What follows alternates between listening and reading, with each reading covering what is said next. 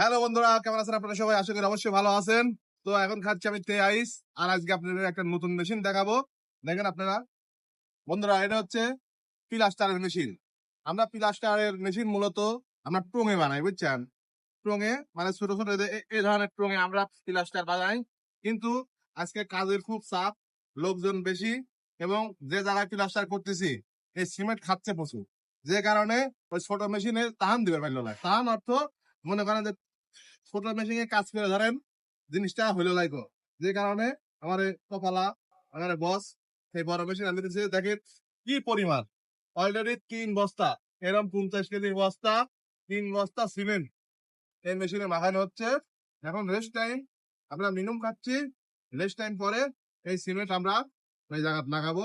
অবশ্যই আপনারা শেয়ার করে দিবেন। এটা কিন্তু অন্যরকম একটা মেশিন, বুঝছেন বন্ধুরা?